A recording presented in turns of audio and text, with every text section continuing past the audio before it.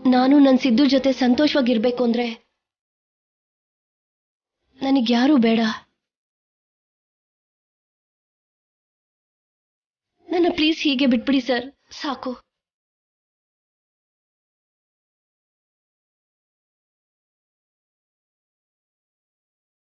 ಇದನ್ನೆಲ್ಲ ನೀನು ಇಷ್ಟಪಟ್ಟೆ ಹೇಳ್ತಾ ಇದೀಯಾ, ಇಲ್ಲ ಅಂದ್ರೆ ಯಾರಾದ್ರೂ ಬೆದರಿಸಿದ್ದಕ್ಕೆ ಈ ರೀತಿ ಮಾತಾಡ್ತಾ ಇದೀಯಾ?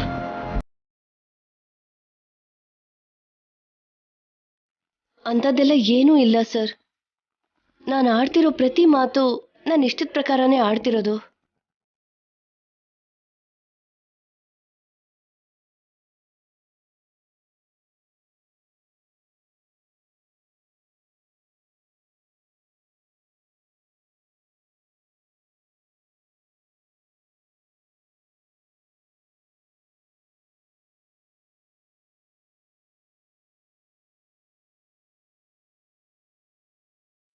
ಕೇಸನ್ನ ಸಂಪೂರ್ಣವಾಗಿ ಪರಿಶೀಲಿಸಿದ ಮೇಲೆ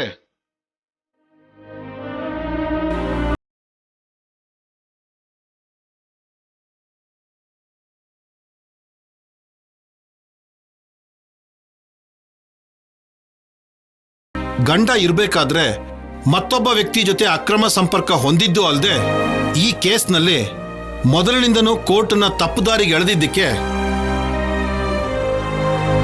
ಸಂಪದ ಅನ್ನೋ ಈ ಅಪರಾಧಿಗೆ 5,000 ರೂಪಾಯಿ ದಂಡ ವಿಧಿಸ್ತಾ ತನ್ನ ತಪ್ಪನ್ನ ತಾನೇ ಒಪ್ಕೊಂಡಿದ್ದಕ್ಕೆ ಮೊದಲೇ ತಪ್ಪು ಅಂತ ಭಾವಿಸಿ ಯಾವುದೇ ತರದ ಶಿಕ್ಷೆನೂ ಕೊಡದೆ ಬಿಡಲಾಗಿದೆ.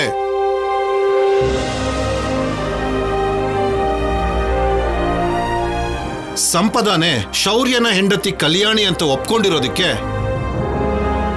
ಕಲ್ಯಾಣಿನೇ ಶೌರ್ಯನ ಹೆಂಡತಿಯಾಗಿ ಅಧಿಕೃತವಾಗಿ ನಿರ್ಧರಿಸಲಾಗಿದೆ.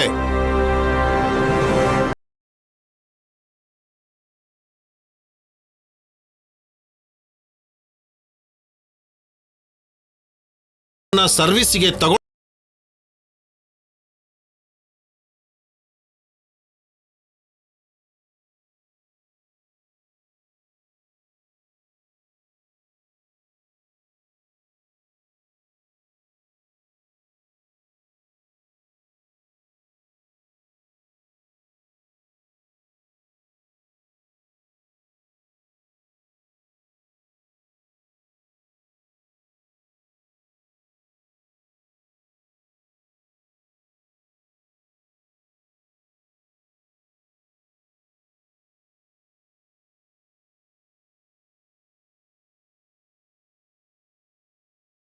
ಮೇಲೆ ಇನ್ನು ಜೀವನ ಪೂರ್ತಿ ಬ್ರಹ್ಮ.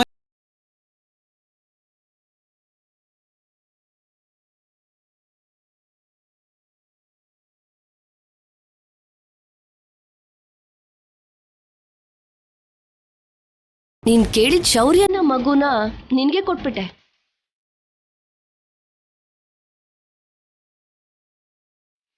ಅಲ್ಲಿ ನನಗೋಸ್ಕರ ಪ್ರೊಡ್ಯೂಸರ್ಸ್ ವೇಟ್ ಮಾಡ್ತಾ ಇರ್ತಾರೆ. ಬರ್ತೀನಿ, ಬಾಯ್. ಸಂಪದ, ಆಲ್ ದ ಬೆಸ್ಟ್. ಮತ್ತೆ ನೀವು ನನ್ನ ನೋಡ್ಬೇಕು ಅಂದ್ರೆ ಬೆಳ್ಳಿ ತೆರೆ ಮೇಲೆ ಮಾತ್ರನೇ ನೋಡಕ್ಕಾಗೋದು.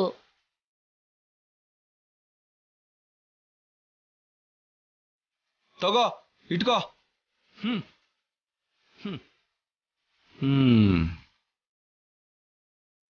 ಇವಳು ಮಾತಿನ ಅರ್ಥ ಏನಮ್ಮ? ಅವಳಿಗೇನೋ ಬುದ್ಧಿ ಇಲ್ಲದೆ ಮಾತಾಡ್ತಾ ಇದ್ದಾಳೆ. ನೀನ್ ಯಾಕಮ್ಮ ಅವಳ ಬಗ್ಗೆ ಯೋಚನೆ ಮಾಡ್ತೀಯಾ? ಈ ದಿನದಿಂದ ಪೀಡೆ ತೊಲಗ್ತು ಅನ್ಕೋ.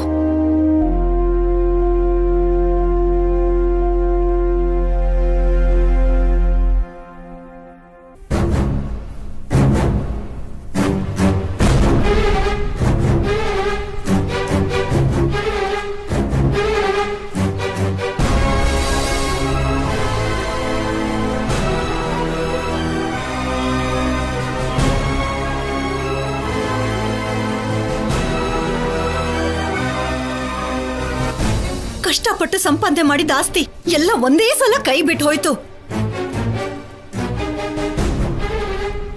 ಕೊಡ್ಬೇಕಾದ್ರೆ ದೊಡ್ಡ ಡೈಲಾಗ್ ಹೇಳ್ದೆ, ಇವಾಗ ಹೇಳ್ತಿದ್ದಿಲ್ಲ ಯಾಕೆ? ಅವಾಗೇನೋ ಹಾಗೆ ಹೇಳ್ಬಿಟ್ಟೆ, ಆದ್ರೆ ಈಗ ಆಸ್ತಿ ಹೋಯ್ತು ಅನ್ನೋ ವಿಷಯ ನನಗೆ ನೆಮ್ಮದಿಯಾಗಿರೋಕ್ ಬಿಡ್ತಿಲ್ಲ. ದಮಯಂತಿ, ನೀನ್ ಆಸ್ತಿ ಬಗ್ಗೆ ಮಾತ್ರನೇ ಯೋಚನೆ ಮಾಡ್ತಿದ್ಯಾ? ಆಸ್ತಿಲಿ ಏನಿದೆ ದಮಯಂತಿ, ದೇವ್ರ ಆಶೀರ್ವಾದ ಮಾಡಿದ್ರೆ ಅದಕ್ಕಿಂತ ಜಾಸ್ತಿ ಸಂಪಾದಿಸ್ಬೋದು.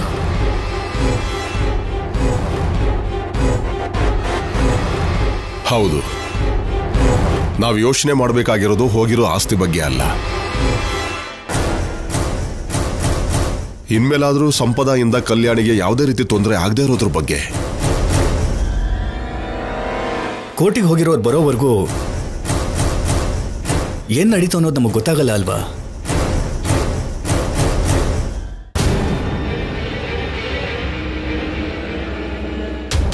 ಅಲ್ಲಿ ನೋಡಿ, ಮಾತು ಮುಗಿಸೋಷ್ಟರಲ್ಲೇ ಬಂದ್ಬಿಟ್ರು. ಇರೋದನ್ನೆಲ್ಲ ಗುಡ್ಸಿ ಗುಂಡಾಂತರ ಮಾಡಿ ಅವಳು ಕೊಟ್ಟು ಆರಾಮಾಗಿ ಬರ್ತಿದ್ದೀರಾ? ನಿನ್ಗೋಸ್ಕರ ಆಸ್ತಿ ಪೂರ್ತಿ ಅವಳಿಗೆ ಬರ್ಕೊಟ್ನಲ್ಲೇ. ಆಸ್ತಿ ಹೋದ್ರೆ ಏನಂತೆ ಅತ್ತೆ? ನಿಮ್ಮನೆ ಮಹಾಲಕ್ಷ್ಮಿ ಆಗಿ ನಾನ್ ಬಂದಾಯ್ತಲ್ಲ. ಇರೋದನ್ನೆಲ್ಲ ನಾಶ ಮಾಡ್ದವಳು ನೀನು. ನೀನ್ ಯಾವ ಸೀಮೆ ಮಹಾಲಕ್ಷ್ಮಿನೇ? ಅಷ್ಟಲಕ್ಷ್ಮಿನಲ್ಲಿ ಒಂದು ಲಕ್ಷ್ಮಿ ನೀನಾಗಿದ್ದಿದ್ರು ನಮ್ ಜೀವನ ಯಾಕೆ ಹೀಗಾಗ್ತಿತ್ತು?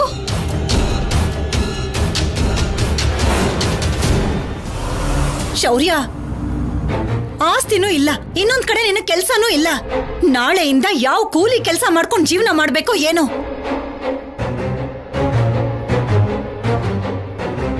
ನೀನ್ ಇಲ್ಲಿ ಬದುಕಿರೋ ಬದುಕಿಗೆ ನಿನ್ನ ಇಲ್ಲಿ ಕೂಲಿ ಕೆಲಸ ಮಾಡ್ತೀನ ದಮಯಂತಿ? ಅಂದ್ರೆ ನನ್ನನ್ನು ಹೊರಗಡೆ ಕಳಿಸ್ದೆ ನೀವೊಬ್ರೇ ಕಷ್ಟಪಡ್ತೀನಿ ಅಂತೀರಾ? ಇಲ್ಲ, ಪಕ್ಕದೂರಿನ ಹೊಲದಲ್ಲಿ ಕೆಲಸ ಮಾಡ್ತೀನಿ. ನನ್ ಸಂಕಟ ಯಾವಾಗ್ಲೂ ನಿಮಗ್ ತಮಾಷೆ ಆಗೇ ಇರತ್ತೆ.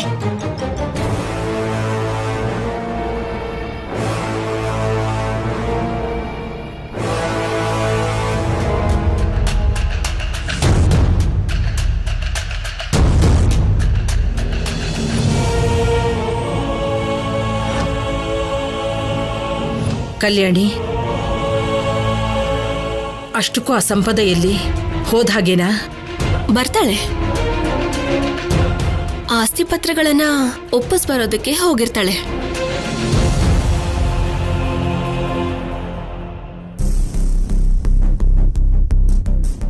ಯಾರ್ಗೆ? ಬರ್ತಾಳಲ್ಲ, ನೀವೇ ನೋಡೋರಂತೆ. ನಮ್ಗೊಂದ್ ಚಿಕ್ಕ ಕೆಲ್ಸ ಇದೆ, ನಾವ್ ಈಗ್ಲೇ ಬರ್ತೀವಜ್ಜಿ. ಬಾ.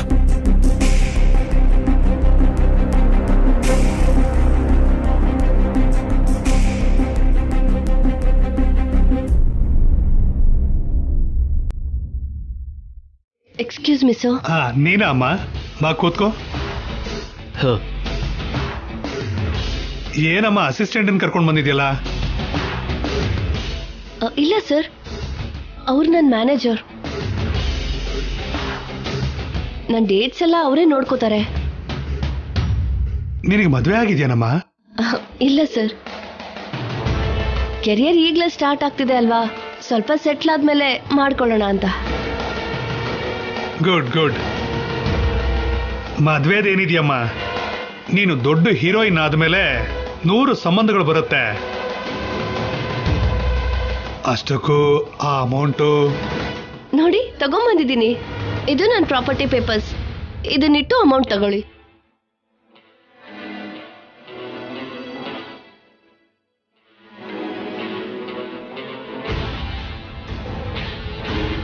ಸಿನಿಮಾ ಮೇಲಿನ ಅಭಿಮಾನದಿಂದ ನಿನ್ನ ಆಸ್ತಿನೇ ತಂದಿದ್ಯಮ್ಮ. ನೀನು ಗ್ರೇಟ್.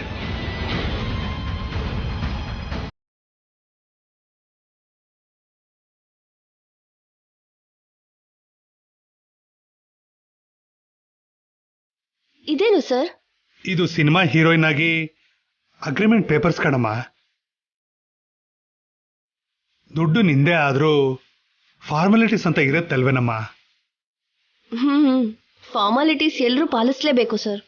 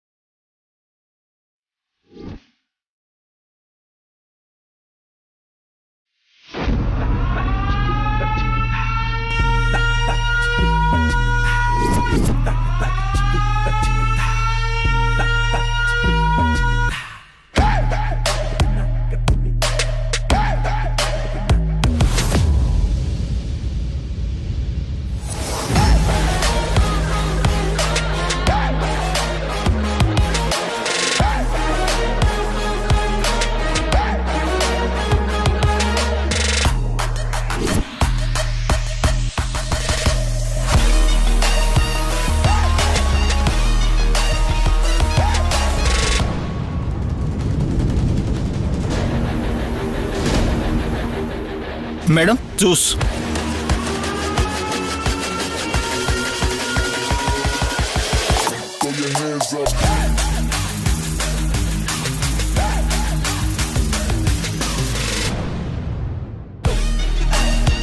ಮೇಡಮ್ ಒಂದು ಸೆಲ್ಫಿ ಮೇಡಮ್ ಪ್ಲೀಸ್.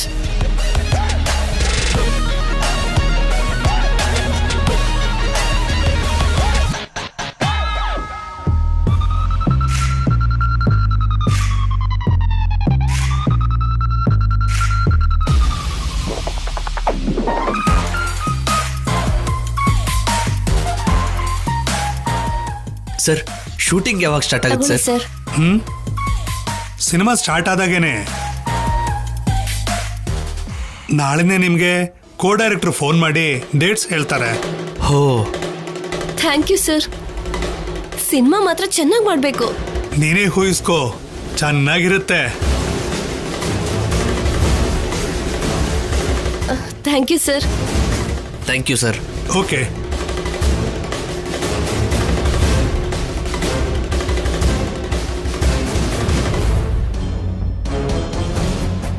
ತುಂಬಾ ಥ್ಯಾಂಕ್ಸ್ ಸರ್. ನಂದೇನಿದೆಯಮ್ಮ, ಸಿನಿಮಾನ ಡೈರೆಕ್ಟ್ ಮಾಡೋ ನಮ್ಮ ಡೈರೆಕ್ಟರ್ ಸಾರು ಜೊತೆಗಿದ್ದು ನಿಮ್ಮ ಜೀವನನೇ ಡೈರೆಕ್ಟ್ ಮಾಡಿದ್ದಾರೆ.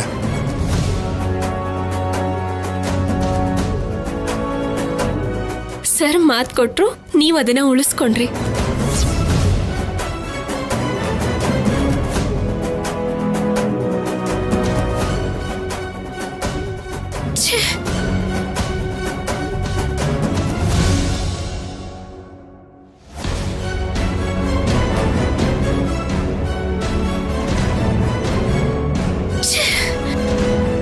ಯಾರೋ ಪಾಪ ತುಂಬಾ ಫ್ರಸ್ಟ್ರೇಷನ್ ಅಲ್ಲಿದ್ದಾರೆ, ಚೂರು ಫನ್ ಕೊಡೋಣ.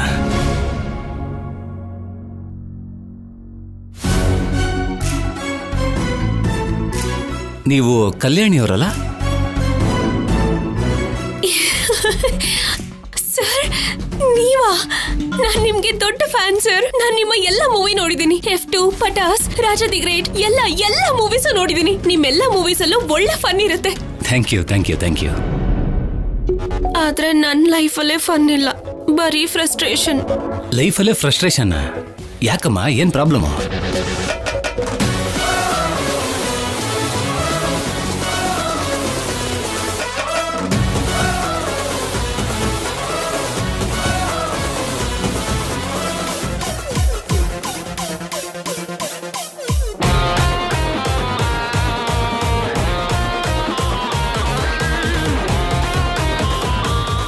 ಅಬ್ಬೋ, ತುಂಬಾ ಫ್ರಸ್ಟ್ರೇಷನ್ ಇದೆ. ಸರಿ, ಈ ಫ್ರಸ್ಟ್ರೇಷನ್ನ ಕಮ್ಮಿ ಮಾಡ್ಬೇಕಂದ್ರೆ ತುಂಬಾ ಕಷ್ಟನೇ. ಬೇಕು ಅಂದ್ರೆ ಅರ್ಧ ಫ್ರಸ್ಟ್ರೇಷನ್ ತೆಗಿಬಹುದು. ಅದ್ ಹೇಗೆ ಸರ್? F3 ಅಂತ ಒಂದು ಸಿನಿಮಾ ರಿಲೀಸ್ ಆಗ್ತಾ ಇದೆಯಲ್ಲ? ಗೊತ್ತಾ ಸರ್, May 27th. ಅರೆ, ಡೇಟು ಜ್ಞಾಪಕ ಇದೆ ಅಂದ್ರೆ ತುಂಬಾ ಪ್ರಿಪೇರ್ ಆಗಿದ್ದೀರಾ. ಇಡೀ ಫ್ಯಾಮಿಲಿಯವರು ಹೋಗಿ 27th F3 ಮೂವಿ ನೋಡ್ಬಿಡಿ. ಅದರಿಂದ ಅರ್ಧ ಫ್ರಸ್ಟ್ರೇಷನ್ ಹೊಟ್ಟೋಗುತ್ತೆ. ಮಿಕ್ಕಿದ ಅರ್ಧನ ನಾನ್ ನೋಡ್ಕೋತೀನಿ. ಆ ಹುಡುಗಿ ಹೆಸರೇನಂದ್ರೆ? ಸಂಪದ. ಆ ಹುಡುಗಿಗೆ ಸಿನಿಮಾ ಫೀಲ್ಡ್ ಅಲ್ಲಿ ಇಂಟ್ರೆಸ್ಟ್ ಇದೆ ಅಂತ ಹೇಳಿದ್ರಲ್ಲ, ಒಂದ್ಸಲ ಆ ಹುಡುಗಿನ ಆಡಿಷನ್ಗೆ ನಮ್ಮ ಆಫೀಸಿಗೆ ಕಳಿಸಿ. F4 ಸಿನಿಮಾ ನಾನ್ ತೋರಿಸ್ತೀನಿ. ಅಲ್ಲಿವರೆಗೂ ನೀವು ಕೂಲ್ ಆಗಿ ಏನ್ ಹೇಳಿದ್ರು, ವೆಂಕಿ ಹಾಸನ, ಇದನ್ನ ಮಾಡ್ಕೊಂಡು ಆರಾಮಾಗಿರಿ. ನಿಮ್ ಫ್ರಸ್ಟ್ರೇಷನ್ ಇಳ್ದೋಗುತ್ತೆ. Okay, all the best. Sir thank you sir. Thank you sir. Thank you so much sir. ಓಕೆಮ್ಮ, ಓಕೆ ಓಕೆ ಓಕೆ. ನಮ್ಮಿಂದ ನಿನ್ ಸಂಸಾರ ಉಳಿತು, ಸಂತೋಷ ಅಲ್ವೇನಮ್ಮ? ಡೈರೆಕ್ಟರ್ ಅನಿಲ್ ರವಿಪುಡಿ ಅವ್ರಿಗೆ ನನ್ನ ಜೀವನ ಪರ್ಯಂತ ಋಣಿ ಆಗಿರ್ತೀನಿ ಅಂತ ಹೇಳಿ ಸರ್.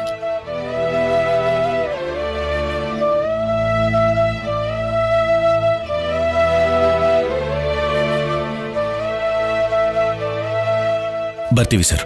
ಥ್ಯಾಂಕ್ ಯು ಒಳ್ಳೇದು. ಸರ್.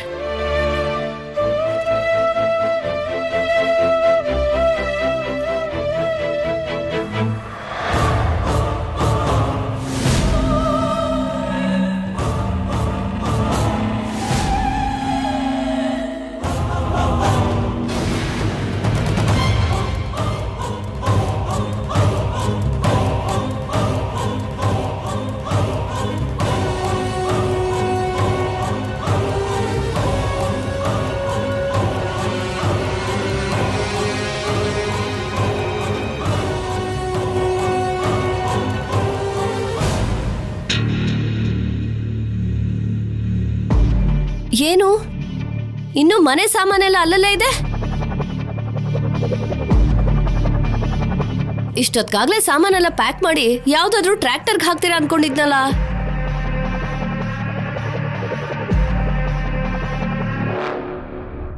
ಇನ್ಮೇಲಿಂದ ನನ್ ರೇಂಜೇ ಬೇರೆ. ಇನ್ಮೇಲೆ ನೀವ್ ಯಾರಾದ್ರೂ ನನ್ನ ನೋಡ್ಬೇಕು ಅಂದ್ರೆ ನನ್ ಬೌನ್ಸರ್ಸ್ನ ಕೇಳ್ಕೊಂಡೇ ಬರ್ಬೇಕು.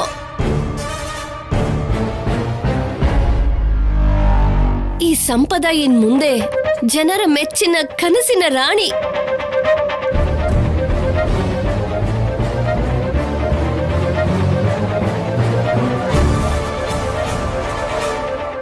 ಹೇಳದೇನಕ್ ಬಿಡಿ, ನೋಡಿದ್ಮೇಲೆ ನಿಮ್ಗೆ ಅರ್ಥ ಆಗುತ್ತಲ್ಲ. ಇನ್ನ ಏನ್ ಹೀಗೆ ಕೂತಿದ್ದೀರಲ್ಲ?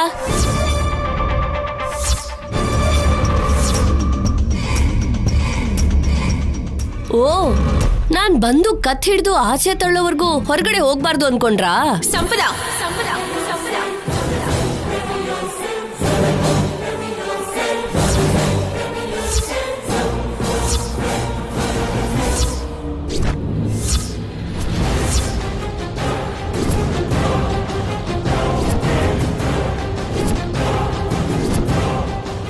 ಏನು ವಾಯ್ಸ್ ರೇಸ್ ಆಗ್ತಿದೆ?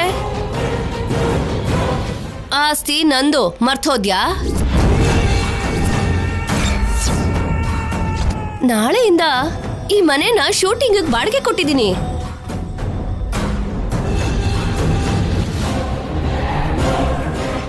ಎಲ್ರೂ ನಿಮ್ ವಸ್ತು ಪ್ಯಾಕ್ ಮಾಡ್ಕೊಂಡು ಹೊರಡಿ.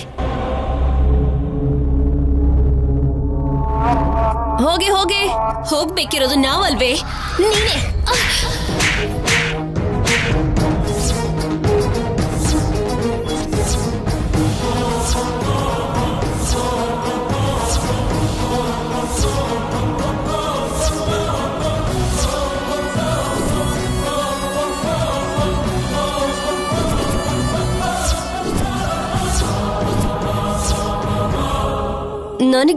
ನನಗೆ ಹೊಡಿತೇನೆ? ಯಾರ ಮೇಲೆ ಕೈ ಮಾಡ್ದೆ ಅಂತ ಗೊತ್ತಾ ನಿಂಗೆ? ನೀನು ಯಾರು ಅಂತ ನನಗ ಅರ್ಥ ಆಯ್ತು.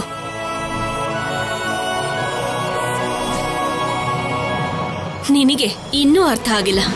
ಏನೇ ನನ್ಗೆ ಅರ್ಥ ಆಗೋದು? ಮನೇಲಿರೋರೆಲ್ಲ ಸೈನ್ ಮಾಡಿದೀರಾ, ಮರ್ತೋದ್ರಾ? ನನ್ ಮೇಲೆ ಕೈ ಮಾಡಿದ್ಮೇಲೆ ನನ್ನ ಮನೇಲಿ 1 ನಿಮಿಷ ಕೂಡ ಇರಬಾರ್ದು. Out, get out. ಏನೇ ಕೈ ತೋರಿಸ್ತಾ ಇದ್ಯಾ?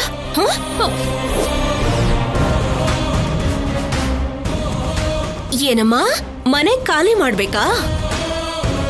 ಮನೆ ಖಾಲಿ ಮಾಡ್ಬೇಕಾಗಿರೋದು ನಾವಲ್ವೇ, ಇಲ್ಲಿ ನಿಂತಿರೋ ನೀನು.